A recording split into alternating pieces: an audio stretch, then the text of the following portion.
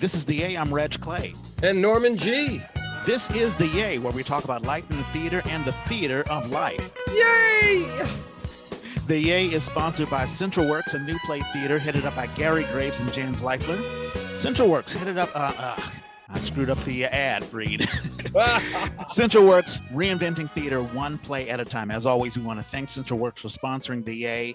And we want to thank Mallory, our consulting producer. And we want to thank you for buying The Yay jerseys. We've sold at least 10 or 15, I think 15 jerseys by now. So wow. That's awesome. That is really, really cool. I'll talk about, who's been buying them up. But if you're looking to get a Yay jersey, please help us sponsor the Yay.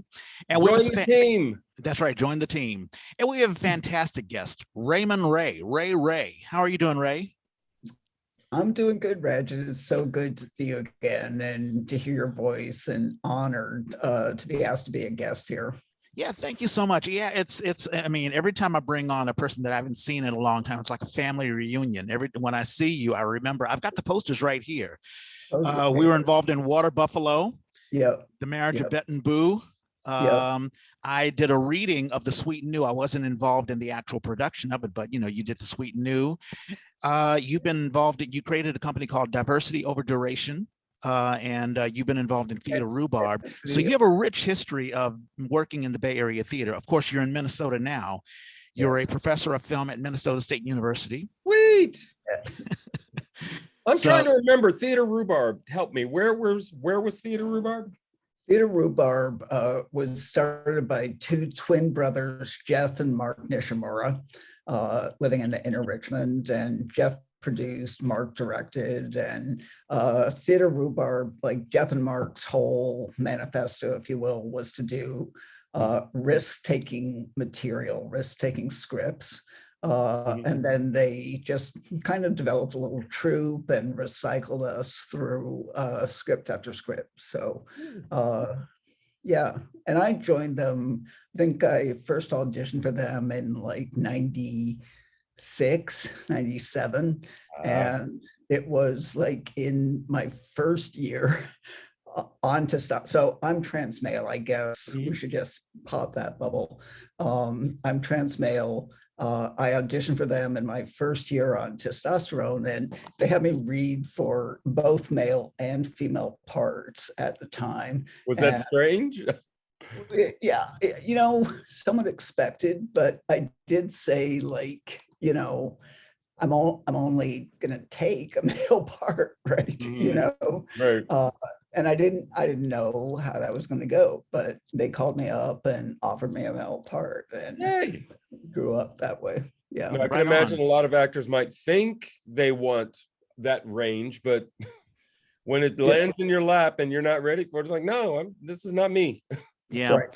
And we'll definitely talk about the proverbial boxes that directors, life will just put on us. Like, hey, you're a man, so this is the box you're in, and you're a woman, this is the box. And directors do the same things. Like, this is where I see you, as opposed to where the actor sees themselves. And we'll talk a lot about that. Norman, as I begin each podcast, how was your week?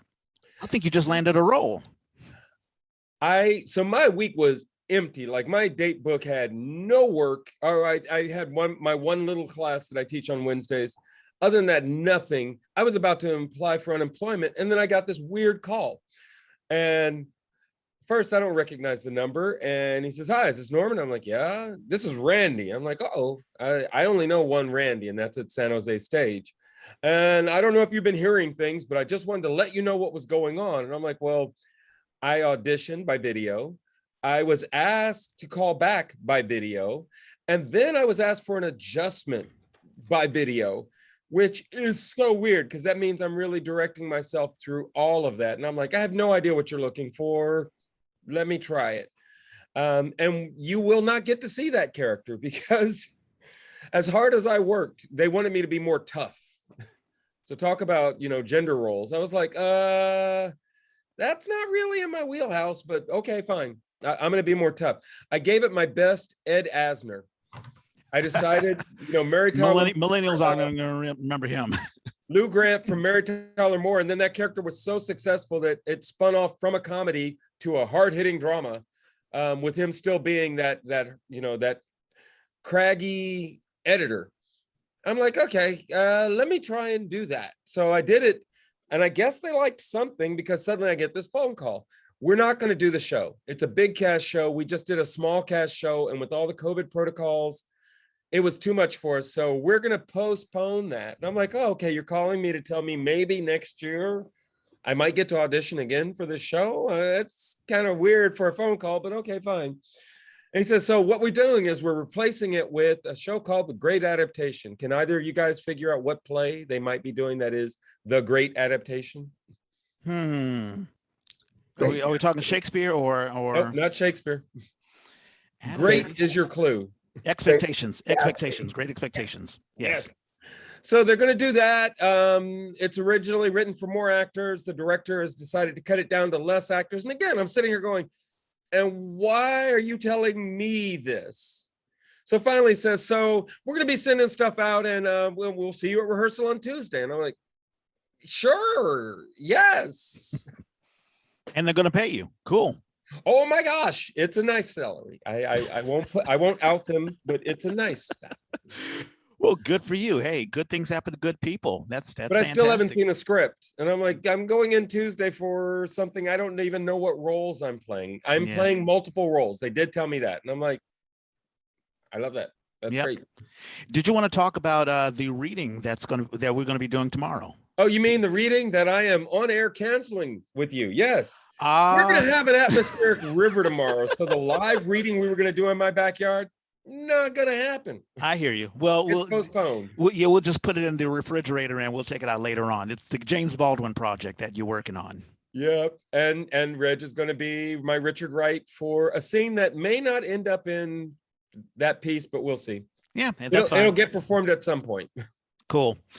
There's some current events going on. Well, the most latest current events, I think, happened a couple of days ago. And I'm glad that you're here, Ray, because you're in film and I'm sure you deal with guns. Alec Baldwin, I mean, the shooting of the, I forget the woman's name, but I would just think that things like that would not happen anymore, that there would be so much protocols with gun play and prop play that we wouldn't have this thing. I mean, what's your take on this, Ray? Well, okay, I've heard different things, and to be honest, I'm not the most boots on the ground about this one. Being in Minnesota, this was an industry film in New Mexico, but what I've heard is that there was a shift from a union crew to a non-union crew. That makes a lot of difference, yeah. Right before the incident happened, right before the shot happened, and it's tragic. And, there have been a lot of discussion just in the film world about just gun violence in general on screen. And why are we still there? Talk about machismo and everything, is there a better way? And people, screenwriters coming on and saying, great dialogue happens, and then a character pulls out a gun and the dialogue is instantly over, so isn't gun violence sort of a lazy way to create conflict within a film? And other people are coming on and saying gun violence is here to stay on film. There's nothing we can do about it. It's all American, but right. I believe this incident's gonna, I hope, kick that discussion into high gear. And of course, it's tragic. I'm forgetting her name as well. I think it's Hannah. I just pulled it up. Helen, I can't even pronounce it. Helena, is that it? Helena Hutchins. Yes, young. Halyna. Yeah. An up-and-coming cinematographer, and they talk about how bright her future was, and it's really sad. And you bring up a good point, Ray. I mean, I wrote a one-act piece called "The Gun," and it didn't get produced at all. But you're absolutely right. I mean, there is a psychology. Well, I mean, we're fascinated with gun culture, and this was a Western, so it's not like this was like submachine guns or the modern-day Tech 9s and things like that. But what you're saying about union and non-union, it's so important and it's something that you've talked about, Norman, just as a equity actor. When you're an equity actor and it becomes an equity show, even if you're the only equity actor there, there are rules and protocols and All these procedures that rules, must be upheld, that really should be upheld no matter if it's an equity or non-equity. I mean, that's why we have these regulations to prevent that was my accidents. first thought when this happened was, whoa, if this was under any kind of normal protocols, somebody is in big trouble. Yeah. I mean, Yeah. But then the second part of the story is that apparently they were at the end of day, and so the union members were released. So it's kind of shady.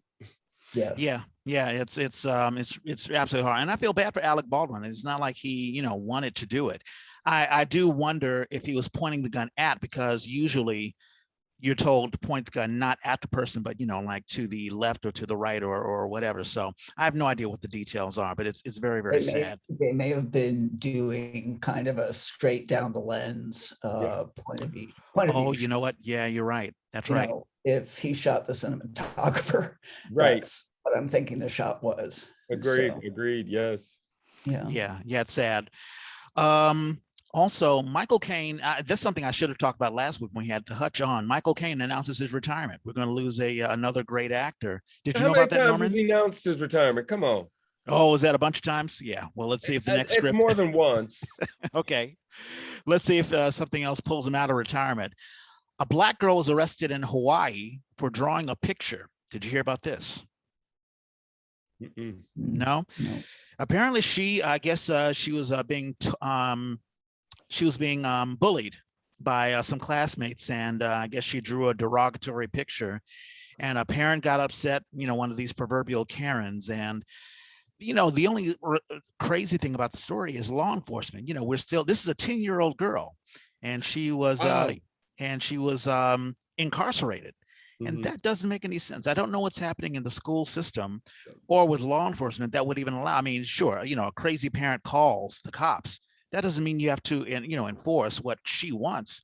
It's crazy, and it deals with race relations. It deals with, I don't know, just it's absolutely crazy. That may be it. I think that's all that I have. Well, I guess there is a protest going on with Netflix regarding the Chappelle show, and I guess we can sort of lead into that. It's almost like a brush fire. You're like, okay, is it going to explode? Is it going to cinder away, or is it going to erupt? You just don't know, because like many things, it is just polarizing. And I'm like, can we really have a serious discussion? This is ridiculous. Right, exactly. Yeah, but I think the polarization could have just been predicted completely by Netflix, and aside from the whole claim of inciting violence, which I actually think is real, I mean, Chappelle himself is making a really big point throughout that whole special, and the last line of the special really nails it, where he says, "Stop punching down on my people." So it feels like his whole, if you just listen to his special and how talented he is, his whole take on things is how ridiculous that claim is by the trans and LGBTQ community, which is like a really valid point. That whole like punching down, punching up, whatever thing. I agree. That's crap. But outside of that, I mean, I'm not worried about Dave Chappelle inciting violence himself on people. I just think that, the impact that his words can potentially have on people who are not him, people who are white incels sitting at home watching his show, and potentially combining their transphobia, which they now feel emboldened about, with potentially their racism, and then you've got trans people of color already being killed a lot. So it just, I don't know. I mean, just as a trans man, I have to say I guess I should say, the trans world, the whole trans umbrella is not like a unified front as much as many people think it is. I mean, I come from a generation where transitional generation, I should say, where, we called ourselves transsexuals and, it was just known, like we knew that we were getting into something that was not going to be easy. And to a large extent, we didn't expect it to be easy. So I think some of the sort of newer trans generations insistence that things should be better, and that they are entitled to have things be better, is new for like some of us in my generation. Right. Well, I mean, if you go all the way back to, what is it, Christine Jurgensen? Yes. I remember being a child and that film about that experience coming out. And as a child, just being completely confused because our society had no way to contextualize this, none. Right. And I think I love your point. Specifically, I love the point. I remember, again, another one that I grew up on was Robert Crumb, the underground cartoonist. And he did a cartoon once about, America, love it or leave it, and all these kind of people. And it was supposed to be satire. When the white supremacist community started to get to the point of like newsletters and a big media presence, they grabbed that cartoon unchanged and they put it up. And he was horrified, tried to go to court, First Amendment. They're right. He put this out there. All they had to do was pay the rate and they could use it because commercialism, capitalism.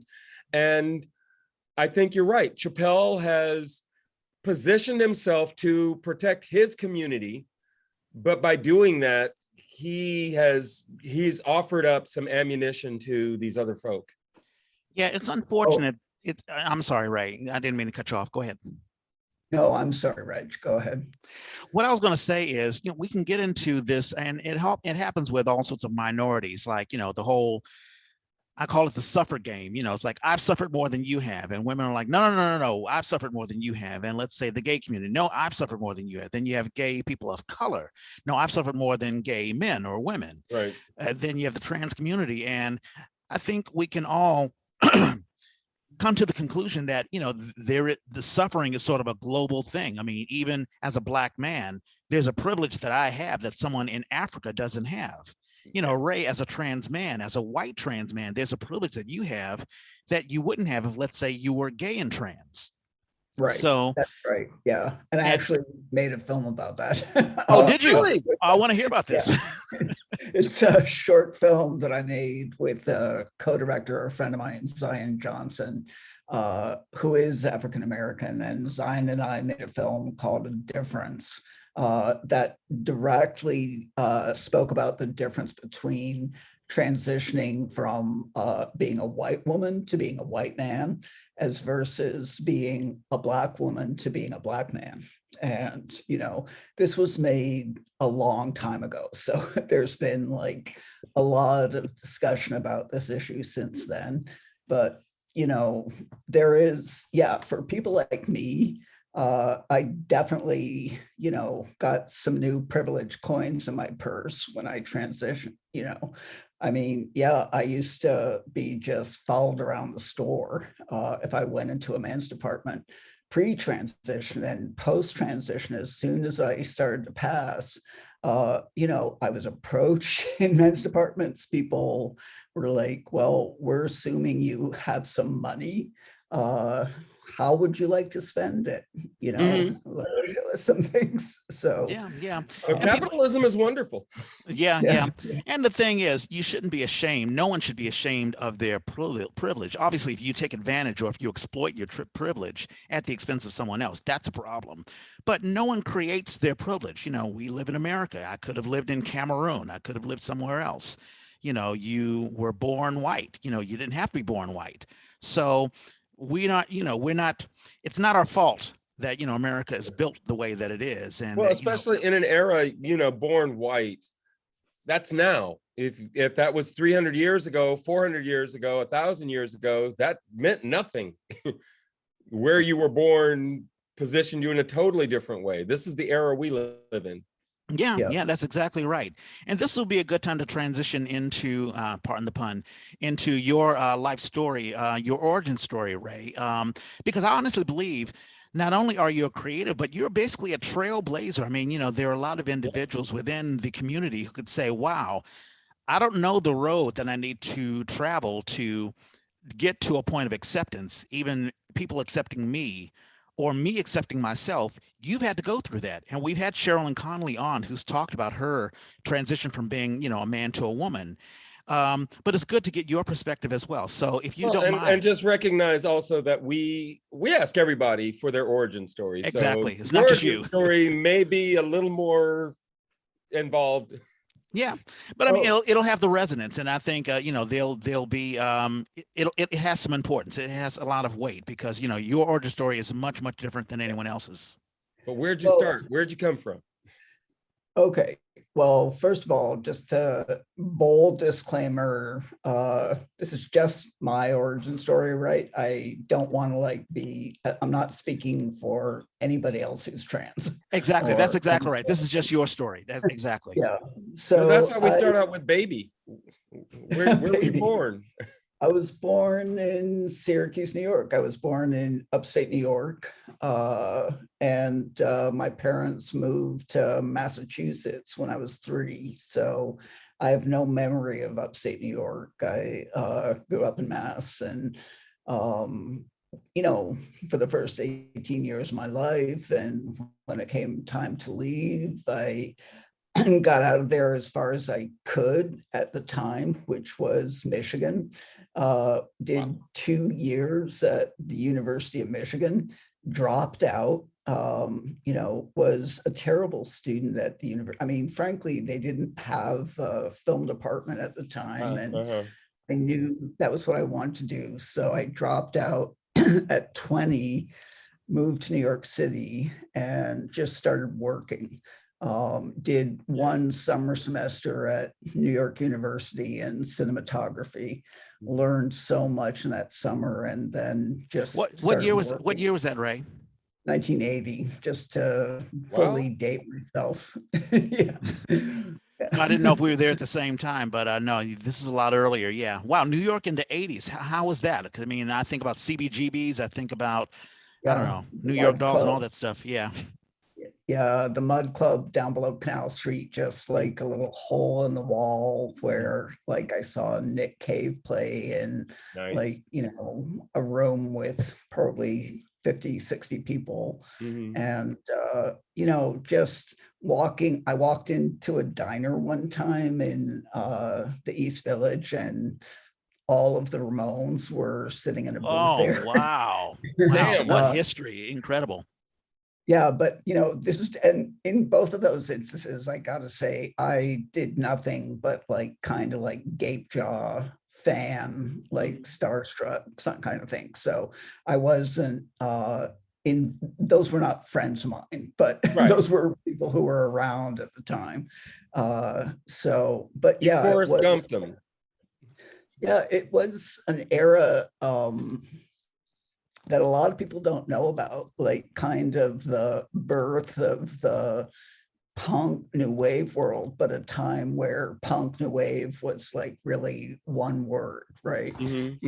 And a time like long before punk became really kind of codified into like mohawks and leather jackets. It was a time that was very DIY, and the whole punk new wave community was really about anybody who was an outsider, including queer folk. Mhm. So it just radically creative time, I think. And Mhm. so anyway, I ended up out in San Francisco, and finished my university stuff at the San Francisco Art Institute Yeah. in San Francisco, Mhm. and then ran into a whole lot of trouble in San Francisco around 83, 84. And this is going to probably be a little personal, but I ended up like running into trouble with drugs and alcohol around that time. And really my life just hit like a brick wall, hit like a rock bottom. And I ended up heading back to my origins, heading back to the East Coast to try and get clean and sober up. And so lived, in Boston and then in Burlington, Vermont for about 10 years. And then decided to face some old ghosts and came back out to San Francisco in 94. Started the MFA program in film at SFSU. Yay! I'm so gonna nice. Yeah. So became a grad student there, and like in the middle, or I want to say like in the first year of being a film graduate student, I ended up, a friend asked me to act in one of her films. And from there, I got cast in a play that was going up at Theater Rhino. And what play? What play? It was a little play called Are These Your Panties? That was written by a woman, Chris Gosney, who I ended up in a relationship with for a while. But yeah, it was like a little lesbian farce. This was pre-transition for me. So, but that was like 96. And then Was John Fisher involved with Rhino then? No, He I wasn't. don't Okay, think this is pre-John Fisher. I think Yeah. so. I I'm mean, not- right? I don't think he was there at that time. Okay, Yeah. okay. Because that's Yeah. at the Red Brick Building. Yes. I've done 2 Rhino shows, and both in that building. And yes, I remember that era. I mean, that's when what's his name? Amiano was coming up as a political figure. Oh, Tom Amiano, yeah. Yeah.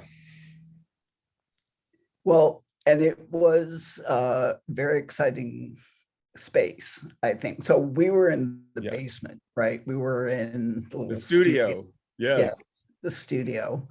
Yeah. And then I joined a oh God, what was that called? The Baby Snatching Dingoes, which was like a sketch comedy, yeah, like a lesbian sketch comedy troupe that also performed in the studio and elsewhere. Who was involved in that? I'm just curious.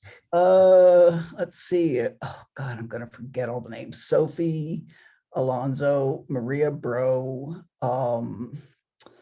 Oh, shoot me, God, I can't remember all the names. Okay. Where'd you guys act? What building was it in? I mean, or did you have to rent out a building? Well, we were in the studio at Rhino. Got it. I understand. Yeah, we did end up. I don't know. I wasn't involved in the administration of that group, so I have no idea who was paying rent to who. But we also performed at several other spaces. I'm trying to remember. God, it's so long ago. The reason I asked who, because I ended up doing a couple shows with Rhino and then actually producing a show there. And I got to know some of the women, and they were clearly, comedic geniuses. I was like, and they were well known in that community. And I was like, okay, I didn't even know these people. I thought it was amazing that there was so much talent there. Yeah, well, we were not well known. I have to tell you that much. I'm wondering if I know a couple people that you're talking about, but we were like off that radar a little bit. So, yeah. So after that, when did you get involved with, I guess Rhubarb is next, is that right? Yes. Yeah. So again, I started medical transition in 96, 97, then started hormones, started have surgeries, and auditioned for Jeff and Mark Nishimura, got cast in a male role, and then cycled through several male roles for Theater Rhubarb. And, I have to tell you, I mean, I wasn't like consciously doing this at the time, but since then, I have actually recommended to people who are transitioning female to male that they act during their first couple of years of transition. That is interesting. Yeah, it's almost like a trial. I don't know, like maybe trying out, and maybe people do that subconsciously anyway. I mean, for those who, I don't know, who get hopefully in a safe space. Yeah. exactly, it's a safe space. It was very safe, and I got to like try on many different versions of masculinity, some of which I wouldn't want to be playing out in real life. Like, one of the, I think in one of the theater, Rhubarb, Wilhelm Reich in Hell, which was a script written by Robert Anton Wilson, so very underground. And I actually played the Marquis de Sade in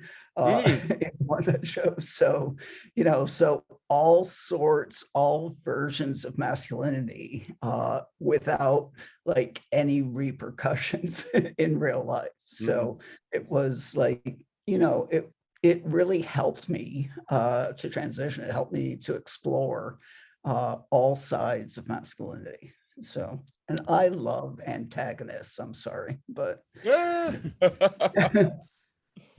no, that is so fascinating. I mean, just the concept. I didn't even think about, because I think we've talked earlier in other podcasts how theater can be sort of, well, when I was in school, they said, theater is therapeutic, but it is not therapy. But you can certainly see how it can help someone's emotional growth. Because, and I'm sure as a teacher, Norman, well, both of you have been teachers, where let's say you're working with someone who may not be the great actor or actress in the future, but they'll still learn something from the theater classes. Role play is always useful. I'm playing people. I'm doing some gigs that are just role play. So I'm dealing with civilians. I'm dealing with people in their jobs, medical students, or computer software programmers. Folks. Yeah. Well, the whole teams, and I have to role play with them. And like the last one I did, it kind of cracked me up because we did some stuff that was about work, and then we did some stuff that was personal. What happens when somebody comes to you with their personal stuff? And I ended up crying just thinking about my mother going to the hospital and trying to deal with that. And I'm watching the screen, because we did this on Zoom, thankfully. I'm watching the screen and I'm seeing how it's affecting these people. And the guy who is supposed to be engaging me one-on-one finally admits that his father just died last year.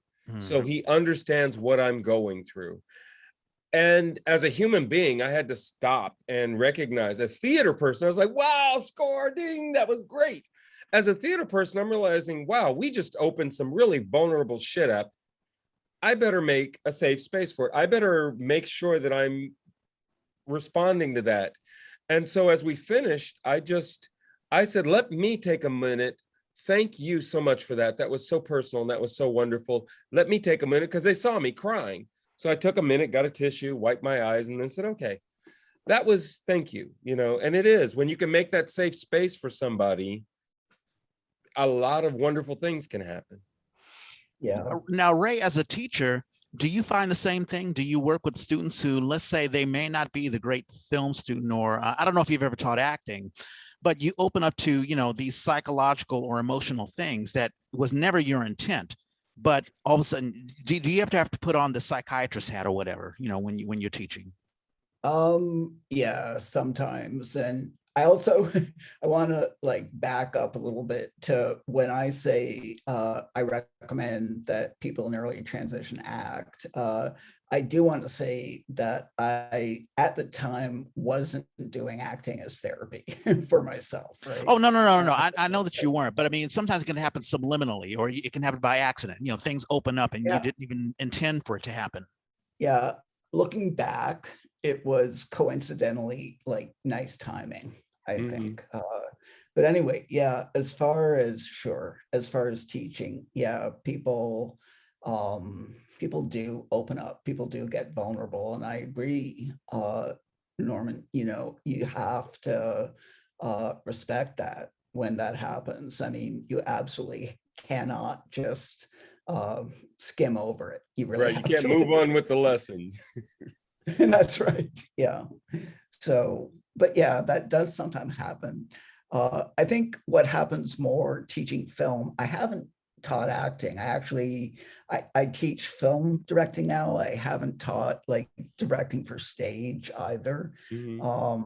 And what I see happening with film students is just like a lot of like pent up expectation and I don't know what to call it, like a lot of intensity about how they are being received and how their work is being received. And I think, you know, as you get like a little bit more of a track record and you go through a lot of critique and you even see comment sections, you know, about your own work, like, you know, at a certain point, you are still making, especially film is like a mass audience, right? I mean, the idea is to get it out to like as many people as you can. But you just do develop a little bit of a thicker skin about stopping to try to please everybody. And, you know, and I think not to pull a point, but that does double back a little bit to something. And I listened to the last episode where you talked about the Dave Chappelle show, and something that you said, Reg, actually really hit home with me, which is that, you know, as a transgender person, like, you know, it isn't really reasonable to think that everybody is going to appreciate you, you know, in life. It's just unfortunate that for all of us, sometimes people are not going to appreciate us. But there's like a big difference between not being appreciated and being killed, you know. And, you know, when you're actually making the world so unsafe for transgender people that people are going to get killed, you know, that's not like about transgender people not being able to take a joke, you know? Right. Yeah. Yeah, no, I totally appreciate it. Thank you so much. And I think I remember that point I was talking about. Well, I mean, as a Generation Xer, I think Raymond, actually, you guys may be boomers. You may call yourselves boomers, but our generation. I stay away from all them titles, but yeah, we're all up there in age. I've got my gray hair, but I don't worry about. As a Black man, I'm like, listen, you don't have to like me, but you have to respect me, or at least don't get in my way. Allow me to create and do the things that I need to do. You know, I want to have a house. I want to have, you know, the house on a picket fence and all that sort of stuff, and give me the opportunity to have a job and to live that American life, or, you know, whatever we call it. But just don't get in the way. And I find that millennials, especially, let's say your budding film students, and it happens in the theater community as well. You know, we want the proverbial pat on the head. I want everybody to like me. You know, I need the likes, or we cringe when we get the criticism. You're not going to be universally liked. You're going to get criticism. It's how you absorb the constructive criticism that you get. You know, every time I do a reading for a play that I'm doing, or even as an actor, let's say if I'm getting a critique from a director, the director is trying to help me be better. And a good critique is to help me as an artist get better. Now, obviously, there are bad critiques, and I have to know, you know, what critiques to take in and what not to take. And I know how to ignore the bad stuff. You know, there's going to be what they call them, trolls. You know, they're going to be trolls. Oh, yeah. So Yeah. whatever, just push them by. Yeah.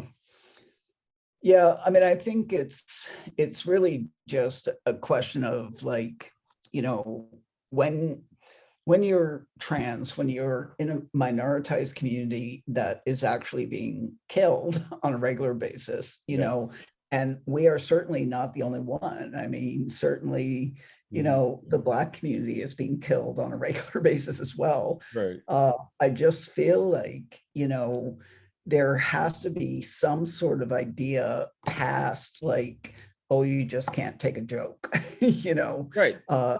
So, yeah. And I think, you know, go ahead. No, please go ahead. Well, I was just going to say something relatively obnoxious, which is that I do think at times my community, the trans community, is like incredibly humorless about themselves. But that's for very good reasons. You know, I mean, people are struggling like every single day. And frankly, I'm not, right? Yeah. Like as an older white trans man. So I gotta like stay out of critiquing people who seem to me to be lacking a sense of humor. Yeah. I mean, I'm very sensitive at, like people's struggles. I may not understand what your struggle may be, but I have to at least acknowledge that you are struggling. And I think that's the job to be done with cancel culture when it's done properly. Get people to understand, hey, listen, you may think that's a funny joke, but it hurts me. And I mean, there have been a couple of articles where I think there was a trans man, black person, who was like, hey, I really thought James Chappelle was funny until the closer, and now I'm hurt and I've been laughing at him all this time. But he wasn't necessarily saying I'm going to cancel you. He's just saying, listen, I'm hurt at this point. This is right. This is my experience. Now, I wonder about the filter. Because I feel, and it's so funny, I was just I had a meeting with the guy yesterday and we were talking about creating projects. And I said, it's been a big part of my career in the time that I've lived as an adult. The majority of stories, as far as I can see, of Black men are these images, icons, stereotypes, caricatures, things that I don't relate to at all. I'm if I had to label myself, I'd say I'm suburban Black. I'm not some gangbanger. I'm a little bit older than that, so that was a new music. I mean, to me, in the same way that punk was, I wasn't ready for either of those. I was just like, what? It took me years to start to assimilate that. But I grew up in polite communities and it felt safe. So I have just in the last decade learned a new filter, and that is I walk around in your environment, a place where other people might think they are safe and they are comfortable, and they kind of see me as an outsider. I don't see myself as an outsider, to the point where I've employed this filter where I'm realizing, oh, you're not comfortable. We're in a situation where we're actually doing great. You're doing great. I'm acknowledging you're doing great. You're acknowledging me on some level, but you're not comfortable with it. And it took me a while to kind of go, oh, wait, I can't figure out what's going on here. Maybe this guy's uncomfortable with Black people. And I'm like, well, look around the room. Yeah, there's not really very many Black people around. This person may have grown up in this community and they're totally uncomfortable with it. And I find that is the way that I actually think about the trans community right now, is I'm like, okay, I feel like I'm an old man. I've grown up in what I even thought was a liberal world, but I am being challenged in all kinds of ways, language and perception and that threat that to me is not a threat. It's not a threat to me. But if I stop and think about it, I'm like, oh, I can see how even if it's not a direct threat to you, it's not clear that it's not a threat and you're being safe. What kind of idiot am I to not acknowledge that? Why wouldn't I want you to be safe? Yeah. And even though it's, I say it's not like me walking down the street on a given day, I am not threatened for being a trans person, at least largely because I'm not read as being a trans person. But, the thing about, the thing about transness is that, in certain situations, if that's revealed about me, which is has to be verbally, sort of a confession, all of a sudden my safety is gone. It just disappears, and as much as, to some of the trans community, to some of the younger trans community, I am dated, I am old fashioned, I'm like old school. I need to I'm dying out, I'm so dated. But to some of the straight cisgendered male community, I am not male. I am as trans as they come, and and I deserve to die as much as anybody else does. So that's a shame. I wanted to interject a little bit, Ray, because when I met you, I was involved in a group, and you were talking about in '97 you had your surgery. About 3 years later, you and I were involved in BayStage's last production, The Marriage of Bette Boo, where I stage managed you. And you had just mentioned that when straight men or heterosexual men, men look at you, they see, a trans person. I didn't see that at all. And of course, you didn't tell me until I think it was after we did Bette Boo, um, that and because you brought me into the reading of The Sweet New. And of course, you didn't have to tell me that at all. But what I saw when we did Water Buffalo, it was Water Buffalo that we did. That was the last BayStage thing. Yeah, Bette Boo I directed. Exactly. I got the two mixed up. But in Water Buffalo, I saw a very charismatic, lively, very funny guy. You were just a guy. Mhm. And we had a lot of fun with Water Buffalo, although it didn't bring in a lot of audiences. I mean, it was just there was a lot of crazy things going on. Matter of fact, I had Bob and Travis on the podcast, and we talked about how Bob had produced the whole thing and was upset with the director, Jerry Diego, and there was almost a fight. And it's a shame because the script was actually awesome. And it dealt with a lot of gender crossing issues. I mean, Travis played Gita Ukraine, who was having an affair with the woman who was married to Bob, who was your best friend, but and so it was wild and zany. Yeah. What were your memories of Water Buffalo? Well, aside from your mention of the fact that it's never good for a producer to also be a lead actor and put somebody in between those two roles as a director, like don't do it. Aside from that, my memory was that it was just a lot of fun, and many different versions of gender. And really, that was just about casting.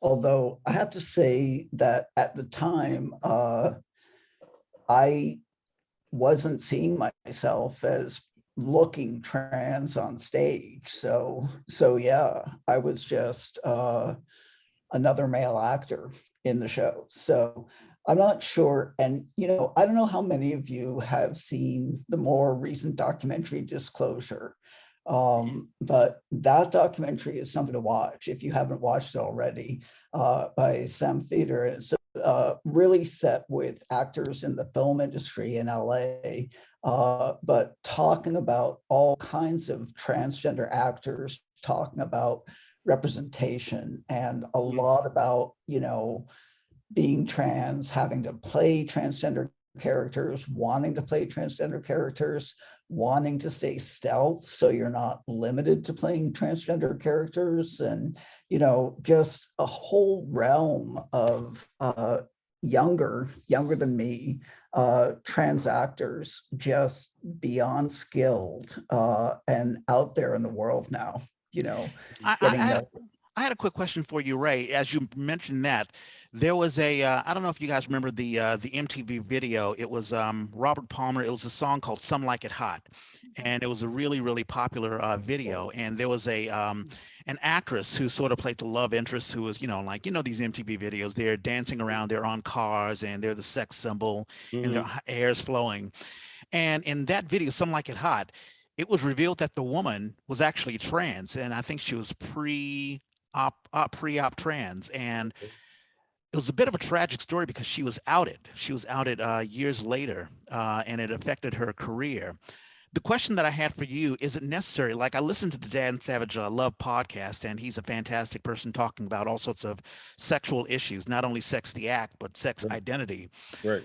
Is it necessary to there are people who are gay who are like, hey, I need to tell people that I'm gay because it's part of my identity and I don't want to be in the closet. Is there such a thing, I guess, with you? And of course, you're not a representative of the trans community. This is just yourself. But do people need to know that you're trans? I mean, I didn't, and that's a good question, because in Theater Rhubarb, after getting cast as male, and for a long time, I didn't even tell like new troupe members who came onto the troupe that I was trans. And, and that's called being stealth in the trans world. It's not called being in the closet. There's a difference. Sure. There's a difference. So I was stealth for a long time. And even at work, I mean, in San Francisco, I just didn't come out as being trans a whole lot.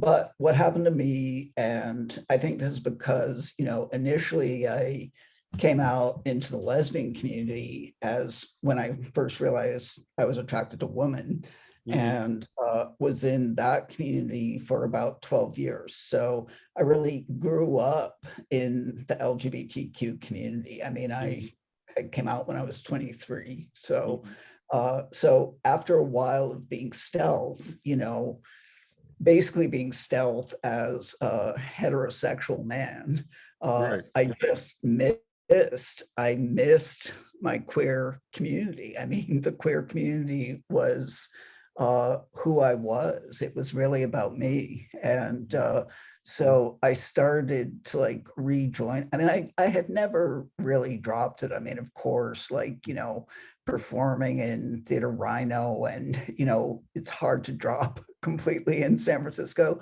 but I really dropped the stealth. Like I started to talk more about being trans. I was making films about being trans. I, was a lot more open, and certainly, having moved here to Minnesota, my God, I mean, because I'm not in Minneapolis, I'm like hours away from Minneapolis. Oh, yeah. So, Okay. yeah, I'm at a public university. Minnesota has a public university system that's pretty close to the CSU system in California, a lot of different campuses. So, No, I think I know somebody out there. So I was appreciative that was, again, somebody from the Bay Area who you could not imagine being in a community that was less than liberal. I'm like, it's got to have some liberal community there. Exactly. Oh my God, it was complete culture shock when I got here. But I also realized, like almost immediately on getting here, that I could not be stealth here, that it was, I mean, I could physically be stealth, but I needed to like stand up and become visible, because there were like a lot of students, a lot of younger people who were from this area who, were being kicked out of their homes and couch surfing and, just having a really bad time of things. So, I needed to like stand up and, frankly, as a professor, having some sort of authority put on my shoulders, I just needed to like be visible and say, hey, I'm here. You can do this, That's awesome. So I dropped the stealth altogether and have been like, ridiculously out here. I mean, to a point where I felt like people start to see me more for being transgender than for my creative work. And that does bother me a little bit. I mean, there's many times where I felt like I have to say, hey, I'm actually a filmmaker. I'm actually, I do things aside from being transgender. But I have had to be out here a whole lot. I'm curious. Go ahead. And I'm going to ask this because I don't know the answer, and because I would love some guidance, which is not your job. So isn't. But I know a couple of people who are trans, and I knew them before they transitioned, and I've tried to keep in touch. And it's clear to me that they are not comfortable with that. And so I respect that. I don't push it. I let it go. And one person, like, we're Facebook friends. And we had done theater. We had met in theater before transition. And I really appreciated their energy. And I watched the transition happen online. It was pretty amazing. One of the things was they moved to, not far away, but to another community where they could just be that new man. And I have tried, even this year, even recent months, to just kind of go, hey, you know what? If there's some possibility, I'd love to work with you. I would love to just say hi and connect. And I get the sense that as close as it ever comes, it never comes to an actual, let's set a date, let's meet. The few times it's come close to that, they've been canceled. And I'm like, okay, I recognize that I may end up being an awkward person in that situation, and that might not be comfortable. And so again, I have to respect that, but I just wonder if you have a sense of how that dynamic works. I'm sorry. First of all, I'm sorry that you're having that experience. That is so like not the way I react to people earlier in my life. But I know many people do that. Many people actually make sort of a clean break from their past and set themselves up as somebody completely different. And, you know, I think you do just have to, I mean, I respect that. I do respect that. But, you know, I think that comes from the fact of, you know, not wanting to have to like talk about our transition a whole lot, you know. Yes. Like, Which is totally fair. Just let me be. I don't want to like rehash who I was, what happened, you know, or explain. Or explain. Yeah. Yeah. I had a quick question, and I know we're bumping into the 1 hour mark. So if any, you know, I want to be respectful of people's time. So feel free to let me know, hey, I got to go. But you brought up a lot of cool things that we haven't even gotten into. I want to hear about the sweet new, because you, like you said, you want to, I'm mixing two questions into one, because you talk about, yes, you're transgendered, but you don't want to be, you really want to be known as an artist. You know, that wants to be the first and foremost. And I totally understand that. But then you made the decision, you know what, I'm going to write and I'm going to produce the sweet new, which is sort of both. It's, you know, it's your writing debut, I believe. You're directing, and also it's your life. So can you talk about the sweet new? Yeah. The Sweet New is a play that I wrote that actually came out of a letter that I got. So I am half Italian American. My father is first generation Italian American. So I got a letter from my Italian godfather, my grandfather's best friend, after my grandfather died, just kind of like detailing my grandfather's life. And in that, and I had known a little bit about this, but my grandfather was interned when he tried to emigrate during World War II. So he was interned as an enemy alien, which was happening to some Italian nationals. So, and then, so he was going through an emigration change.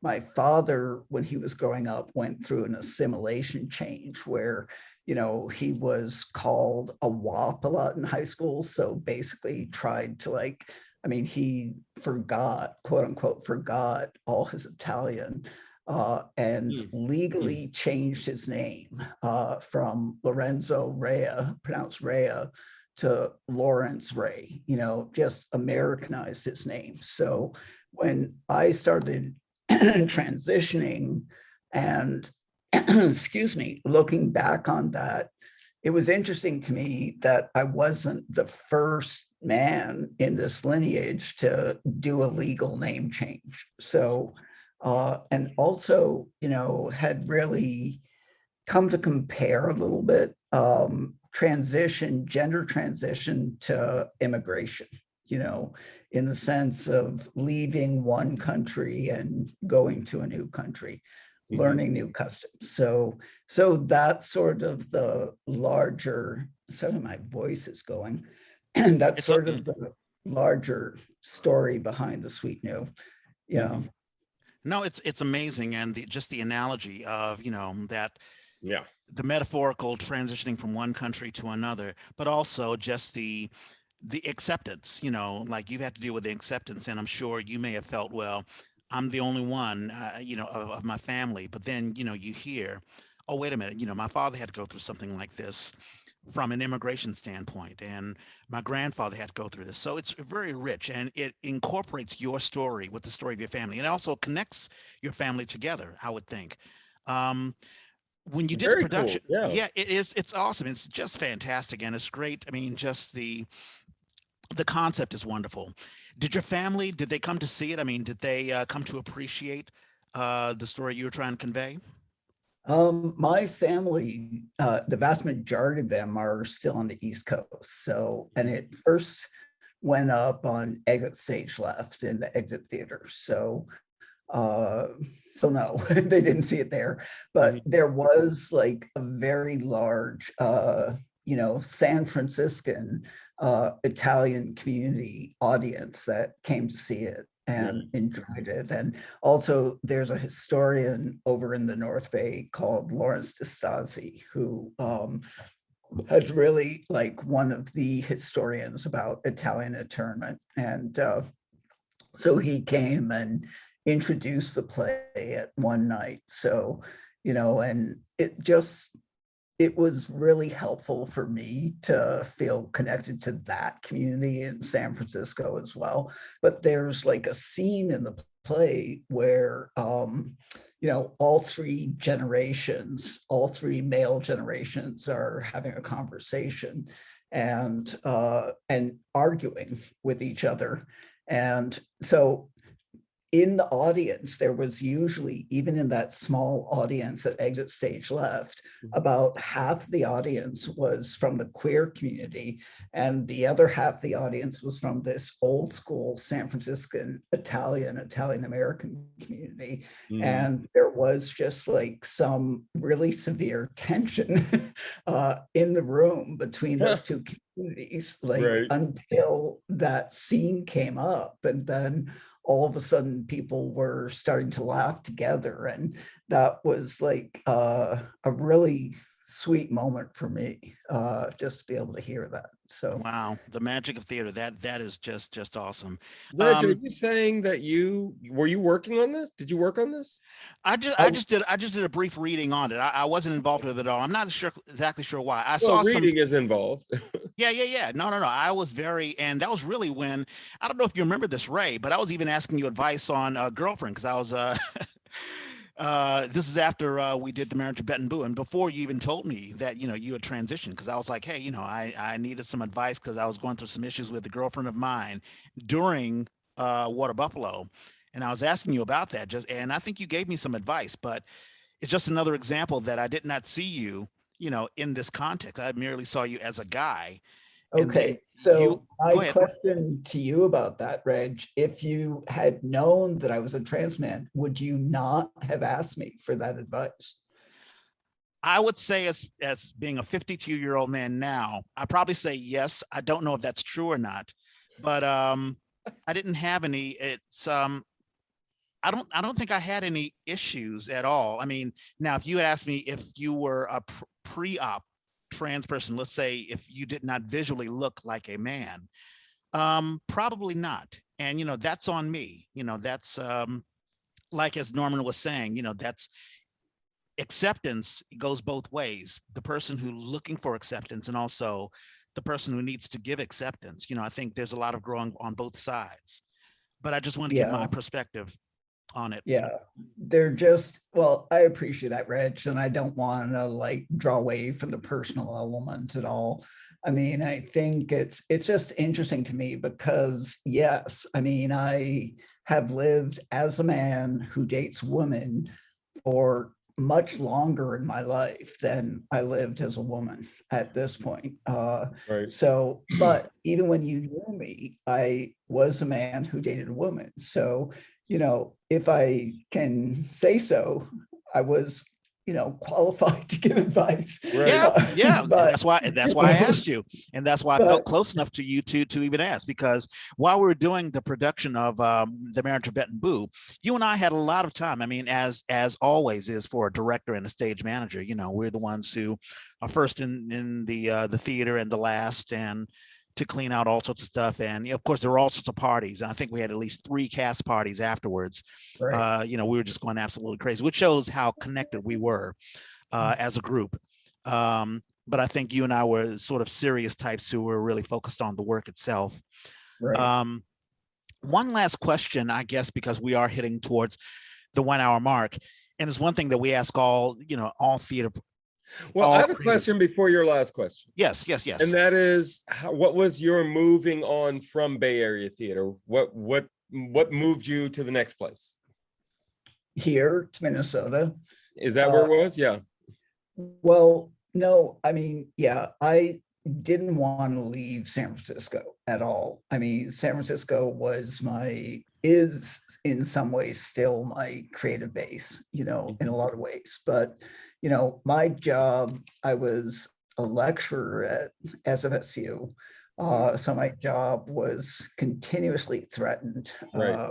budget cuts. And also, academia is like the military, you've got a rank that translates nationwide. So you're always trying to make a move to jump rank. And Sure. so after 8 years of adjuncting in San Francisco, I finally decided to put myself on the national job market and look for a tenure track job, which is what I have here. Of course, back then I thought tenure meant something. It turns out in this day and age, it hardly means anything. But yeah, Right. Everything is being it challenged. doesn't mean job security. No. Wow.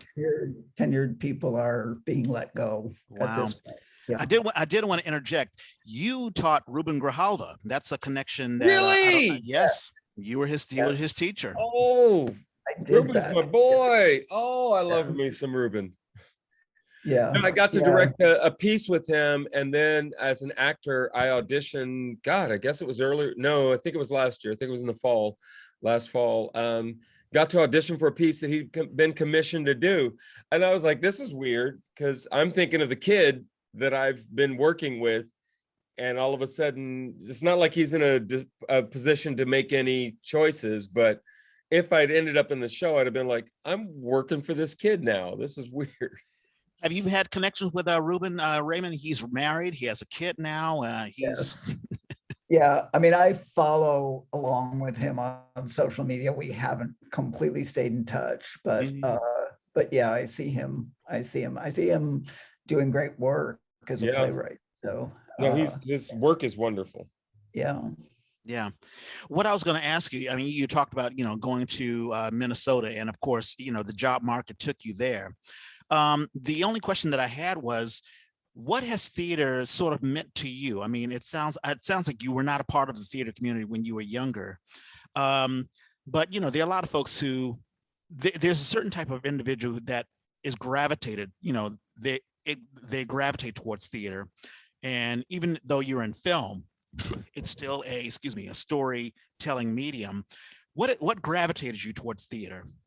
I'm glad to see another cat. Yay. My cat came in here and just started performing, and I was like, what the fuck are you doing? You never do this. Yeah, my cat, I've been doing classes on Zoom, and my cat makes regular cameos for my students. So yeah. So theater, I don't know. Theater Rhubarb, I really liked the experimental risk-taking nature of theater Rhubarb, I have to say. I am not, my films usually have some side of experimentalism to them. So, and I think, taking the path to become an academic has certainly allowed me to stick with experimentalism in ways that if I was, say, administering a large company, probably would have to work with scripts or subjects or films or something that were less experimental to be able to bring in the bucks. But my films, have done pretty well being experimental. It's just that that's my interest. Theater itself still makes an appearance in my films, but not traditional theater. So right. Yeah. And I've always traditional theater isn't traditional theater anymore. It's become a new animal. It really has. Yeah. I mean, when I think about the films that I really, really enjoy, a lot of them come out of theater. They're like a theatrical, when I think of like American Buffalo, when I think of 12 Angry Men, or some of the Glengarry Glen Ross, very dialogue based, something that, sure, it's on film, but this can easily have been on like a black box theater. That's the sort of theater and that's the sort of film or media that I'm drawn towards. So I really do think that for those who are, I don't know, film writers or film creatives, starting in theater is a very good bet, because it's a great foundation to be in. I mean, wouldn't you agree, Ray? Yeah, I mean, I gotta say, since moving here, Reg, some of my film has really veered towards nonfiction, just because it's been hard in the area that I am in to be able to cast the way I would want to cast if I was doing something narrative. I mean, so I've started to do a lot more nonfiction, but again, the nonfiction that I'm doing is pretty experimental. So, and I actually have my most recent project is going to be screened in the San Francisco Transgender Film Fest. That's coming up online on November 11th to 14th, I think. I can get that to you, but yeah, I'm writing it down. Transgender Film Fest. So I had films it used to be called Tranny Fest, right? Like when it first started back in San Francisco in 96, 97, 98. Just this tiny little transgender film festival that was probably, I think it was 1 out of 2 on the entire continent. There was also a trans film festival called back when that term was acceptable. Right, exactly. Yeah, I mean, Norman, yes, back then we were transsexuals, right? That's who we were. But I mean, the tranny, I remember when that debate suddenly started happening, I was like, okay, I can see, yes, let's move forward. Yes, exactly, yeah. What film is it? What film is it? I'm writing it down. My film is called Put the Brights On, and it's a film about rural transgender experience, especially here in Minnesota. Put the brakes on. Okay, so that'll be at the rural transgender. I love that. Yeah. Is it called? Go ahead. Go ahead, Reg. Sorry. I was just going to say, is it the Transgender Film Festival? Is that what it's called? It's called the San Francisco Transgender Film Festival. Okay, November the 11th through the 14th. Yeah, we'll pump that. Okay. Yay. Thank you. Yeah, absolutely. Man, what a fantastic conversation we're having. Is it time? Because it's 1:14 now.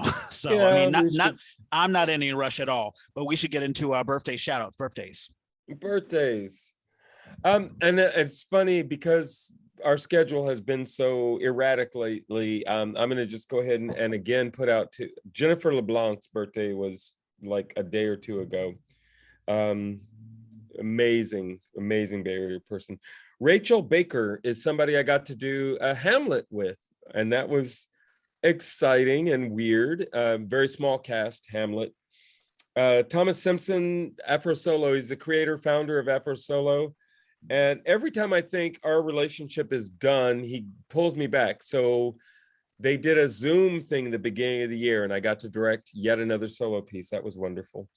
Ashley Smiley is somebody I've never met, but she teaches at Berkeley. She teaches at Cal. And I see her stuff online, and she is a fierce advocate for theater, people of color, all kinds of identity issues. She's just on it. Luana Stewart is somebody I got to watch. I met as a high school student, and she became a stage manager and has been working in Bay Area theater for, it's probably about 20 years now. Priya, I will leave that one for you. Richard Said is one of the gurus of acting. If you are looking to take an acting class, you can pay an insane amount of money to take one with Richard Said. That's right. That's how it's pronounced. Richard teaches here and in LA for way more money than I would ever spend, but everybody I know who's taken his classes thinks he's fabulous. Emily Austin is somebody I met when I was working at Cal Shakes as a theater, as a teaching artist. And she is an amazing I didn't know. I didn't know that she was an actor, director, educator, and she's married to Michael Barrett Austin, who is one of my favorite people on the planet now. Michael Patrick Gaffney is an actor I just saw. I didn't mention that Monday Night Playground just happened this last Monday. So we did our first in-person performance since the lockdown started. This season is going to be in person and streamed, which I'm still trying to figure out how that works, but we have 3 cameras and it's been pretty wild. And he came out to see the show. That was wonderful. Evie Abat was a young actress that I got to cast. The first time I got to direct a Filipino, a Jeannie Baroga play, she played our lead character. I don't even know what accolade I can give him. James Carpenter. This is, when you talk about local actors, Bay Area actors, James Carpenter is kind of top of the heap right now. But having said that, I have to admit, I got a phone call from Julian Lopez Maria today. We did Death of the Salesman. He played Willie Loman. And we are just about to start rehearsing for this Great Expectation. He called me today because we have to get a COVID test before we can go into rehearsal Tuesday.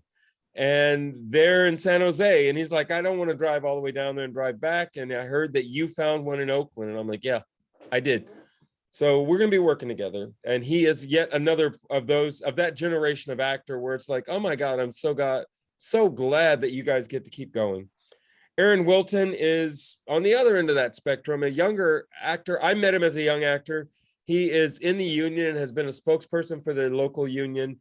And he was in the play that I just directed at Playground. It was called Beshert, which is a Yiddish term for this sort of reincarnation reunion. Wonderful play. Sarah Cavier is somebody I went to high school with. And it's weird. In high school, you see these people and you're like, oh my God, you're going to be a great actor someday. She didn't. She immediately went into film work and started directing and making film.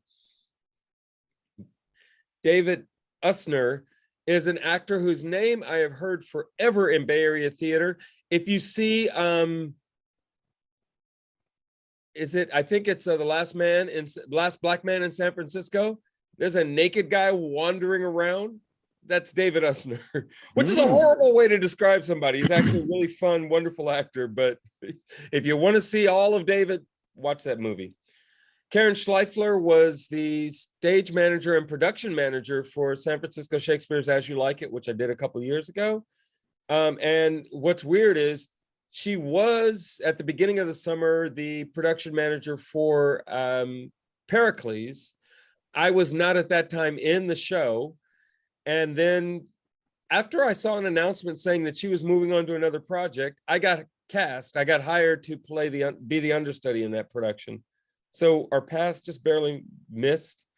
Andy C. Trindle is one of the creators of Second Wind Productions, and also an amazing actor, wonderful actor. I've seen her at the Phoenix more than once. Heidi Hernandez Gaddy, I have to admit, was one of the first times I ever fell in love with the stage manager. I mean, like, serious crush. And the first thing I found out, she was married, happily married. And I was just like, I really respect you and you're wonderful. And I wish you weren't married, but that's okay. Life happens. Those are my birthdays for the week. And mine will be very, very quick. Yesterday, Jessica Coker Moore, she had her birthday and we had her on the Yay. She's a wonderful singer and actress. She's usually in Ray of Light Theater. Great belter. On the 24th, which is tomorrow, we have Ashton Dylan Quarles. We call him Matty Q, and he was a stage manager when we did the okay, I'm reading your notes. Matty Q, he was our stage manager when we did the oh shucks, Senior Moment. Town Hall Theater. Y'all did a show called The Senior Moment? No. But in any case, so you know, it's what's interesting about Matty Q is that when we were doing Women on the Verge of a Nervous Breakdown, thank you. There was actually gunplay there, and he was very, very good at making sure that protocols were done. I mean, there was no threat that the gun would go off. It wasn't even supposed to go off, but he treated it as if it were a live gun. So Matty Q, you know, all hats off to you. Great stage manager, and happy birthday to you. Also, Marla Cox, I wrote a little piece called Nia, which was featured at the Musical Cafe, and she was my lead actress. And we've had her on the Yay. Happy birthday to you, Marla. You were about to mention Priya Gayadeen. She is a fantastic actress. And I can't pronounce the last name, so I'm glad you jumped in. Yeah, at first I pronounced it Goyadeen, but it's actually Gayadeen. Wonderful actress and such an interesting background. She's Middle Eastern, but she grew up in Guyana, lived in Canada, then lived in the DC area, Baltimore area, and then you know, I had a thriving theater, actually film, television experience in Brazil. And now she's in the Bay Area, and now she's doing stand-up comedy, and she's really just kicking butt. I had exchanged a couple of emails with her, and she's talking about how she bombs on stage sometimes, but you know, she's actually enjoying the experience, and she looks like she's an up-and-comer because I see her being showcased all the time. So happy birthday, Priya! Yay! And the last one that I have is Alex Frankel. There was a little teeny-weeny musical that we did for the Fringe Festival, and it was Texas Chainsaw Musical. And, yeah. and he was one of the featured actors there. Great singer. I haven't seen him around. I have no idea what he's doing these days, but happy birthday to you. And those are my birthdays. Shows. Okay, so I don't have any that are coming up. I did want to mention Monday Night Playground, which happens the third Monday of every month during the theater season. So this was our opener. I did Beshert. There were 6 pieces. I personally think my piece was the best, but that's only because there was a whole lot of mix between artists and playwrights and technical. You know, we had a bumpy start, but we are off and running. And then I also wanted to just share, this is Pericles, the musical. This is the director, or they made an image of this with all the actors, and the director printed them out. I hate the fact that my picture's not on here, but that's because I was just a lowly understudy, even though I did go on. Yeah, no, and you did a But I don't have any other current shows. Yeah. Oh no, actually, God, I should mention Perspective Theater. Their play, can't think of the name of it now. I'll look it up while you do yours. Okay. I did want to ask a question about Playground. Are they, so I know that they, you know, you guys did it last Monday. I shouldn't say you guys because I'm involved in it as well. You are involved in it. I read your play. Did you? I wrote it. I wrote it yesterday. I read all the plays. Wow, I wrote it yesterday and you read it. Awesome. No. Wait, you didn't submit one for this last one for October? No. I submitted one for November. I literally saw the Crap, I haven't read those yet. There's a whole nother pile coming. Right, exactly. See, you're reading a play that I hadn't even written. Anyway, what I was going to ask is, so this coming Monday, I mean, is the performance only once, or will it So recur? I may get in trouble saying this, but so Equity, and I am an Equity member, Equity is problematic right now. They have not done a good job of moving into the 21st century. And so they did not deal with COVID as badly as everybody has dealt with COVID. Equity has done no better. So Equity jammed up producers with all kinds of things like, you got to test your actors twice a week, blah, blah, blah, blah, blah, all kinds of stuff. That is just difficult. It's difficult for the actors. It's difficult for the producers. So when Playground approached Equity about how can we make this work, and they came up with this list of things that just made no sense. For Monday Night Playground, we call the actors in one day. They come in, they rehearse, we do tech, and then we perform. And it's all in like a 5-hour block. So all these other things were just really restricted. SAG said, go for it. SAG basically said, you're going to turn a camera on? Cool. And these are the rules, which are at least, you know, not as much as what Equity is asking for. And so you're like, great. So we're under a SAG agreement, which means it is live streamed during the show. Apparently, and I actually wrote an email just yesterday saying, I don't understand this. And if I'm trying to tell my family that they can see the show, what am I telling them? You get a ticket. You have to get a ticket to get into the live stream. If you're not going to be there in person, you have to have a ticket to log into the live stream. Once you have that ticket, it supposedly opens up, links you to an on-demand where you can see it, I guess, until the next one. So about a month, you get a chance to see it. Okay, so that was my basic question. So let's say someone misses it the last Monday, they can either come in the next Monday or they can see a live stream up until supposedly. But okay. I wasted a good 2 hours the other day trying to do it, and I finally wrote I went on their Facebook page and wrote a very public message saying, I can't figure this out. I want my mom to see it. I was going to show it to my mom. We have a ticket. My wife bought a ticket, so I have a link. I can't get in. Okay. Well, but that's what supposedly is going on. And hopefully by the next time we talk about this, I will have a really clear answer on how you can actually do it. Yeah.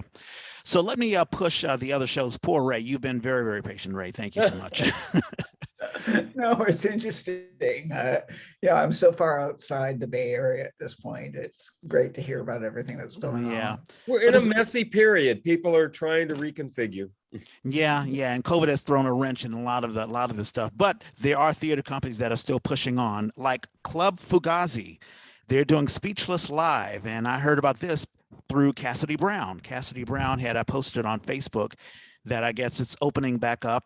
I guess it's a Club Fugazi is a club in San Francisco that focuses on comedy.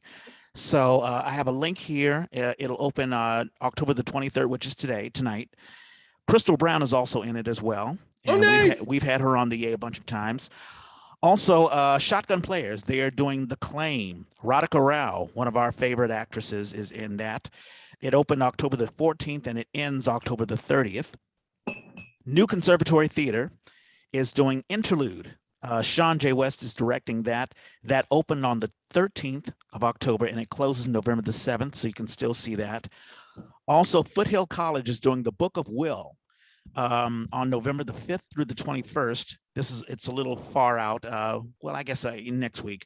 Eiko Yamamoto is in that. She is just getting cast over and over and over again. I'm so happy for Eiko.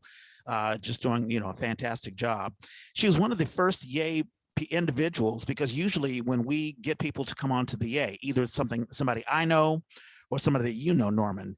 Eiko was one of the ones who heard the Yay, contacted us and says, hey, I want to get on the Yay. So I'm very, very happy for Eiko. So that's The Book of Will. The Revolutionists is playing at the Palo Alto Players. Kimberly Ridgway, and we've talked about her ad nauseum, just an amazing actress and writer and creative. She's in the show. Working all over the place, yes. That's right, working all over the place. Also, Berkeley Playhouse, we've talked about this, Into the Woods. That will be November the 19th through the 23rd. Anna Yoham and Mara Sotelo is in that. And I've talked about Central Work Script Club. That's still going on. You'll download and read a play script, send in your questions for the playwright, and then listen to an audio interview with the playwright. It's delivered monthly, and we'll have a link to that. Our good friend Barry Graves has a podcast, The Black Man's Heart, so you should check that out. Also, Mallory Samara has CBS Radio. That's a podcast, Connect the Dots, so check that out. And Biddlestiff has the Fobcast. Check that out. Also, while I've got you, Yay jerseys. Yay! Check them out. We've got them black and we've got them white. And we've had Scott Munson. He purchased one. Kim Donovan purchased one. Let's see, who else? Letita Duarte. I had some some guys who have retired from my job, the DA's office. They ordered one and my sister ordered 4. So it's flying off the charts. Robert Estes, he has one. So Crystal Piemonte Jung, she's getting one. I was going to see if I can give it to you to give it to her, but she may not be performing. I know she's involved in Playground, but I'm not sure if she'll be performing this. No, the next one, maybe. I won't be. Okay. I'll probably be in rehearsal. So either which way, we've got the Yay jerseys. Thank you so much for those who have purchased it. It is $30. It used to be $20, but we've had to up it because it costs a lot to make it. But it will certainly help us out. And what we do is we promote Bay Area theater and the Bay Area theater artists. So thank you so much. Speaking of thank you, Ray, thank you so much. Did you enjoy yourself? I do have 2 shows. Oh, you do have 2 shows. Okay, go ahead, Norman. Perspective Theater is doing somewhere. It may close tonight. I just looked at the website. And that's at the, I think it's not the Dragon Theater, the Pear. And then Oakland Theater Project is doing a play called Brilliant, and that'll run through the 31st. Awesome. Thank you so much. Ray, did you enjoy yourself? I did. First of all, it's just great to catch up with you, Reg, and nice to meet you, Norman. And yeah, hopefully I said something that made sense. I always, it's dicey to talk about transgender issues, even as a transgender person. So, big disclaimer, whatever I said, only my own thoughts, not trying to represent anybody else, but was so happy. Thank you, Reg, for asking me to be on the show. No, thank you. And thank you for giving us a perspective. And I really think everyone's perspective has some meaning. It's not like you're saying, well, listen, I'm speaking for the entire community. Like, I can't speak for the entire Black community, but you still have a voice. And you've been a part of the Bay Area theater community, although you're still in Minnesota now. But, you were part of Theater Rhubarb. You were a part of Diversity Over Duration, the company that you created. And I think in your own little way, I mean, being a sort of a trailblazer, someone who has had to go through these issues, just that story of you talking about, opening yourself up so that your students can say, hey, you know what? I'm not the only one. That means a lot. That means an awful lot. So, God bless you, Ray. That is just fantastic. Any case, this is you're probably looking at this on YouTube. I'm sure our YouTube folks are like, wow, fantastic. They finally got a YouTube thing up, because we've been doing it live for the last couple of times. But if you are watching this on YouTube, please like and subscribe, give us a thumbs up, tell us what you like and what you don't like about the any questions that you may have, let us know. If you're listening to us on the traditional podcast apps, we're on all podcast apps. We're on that purple podcast app on the iPhone and the iPad. And also, if you're an Android user, you can use the SoundCloud app, or just go on soundcloud.com and you'll find us. The A was created by theater people for theater people. If you have a show you want to advertise, or if you want to advertise yourself, let us know, hit us up. Our Twitter feed is the A3. I'm at Red Space Clay. And I'm at Hoosier. Ray, do you do any social media? Any place where people can, learn more about you and all that stuff? Sure. We got a website. I have a website, yes. And my company is actually Density Over Duration, not Diversity Over Duration. Oh, okay. Thank you. Thank you for the correction. We got the link in the chat. Yeah, there's a link there. But yeah, I've got, I also am on Instagram as much as I'm on Facebook, but not as much as I used to be. So my Instagram is affected_by_light.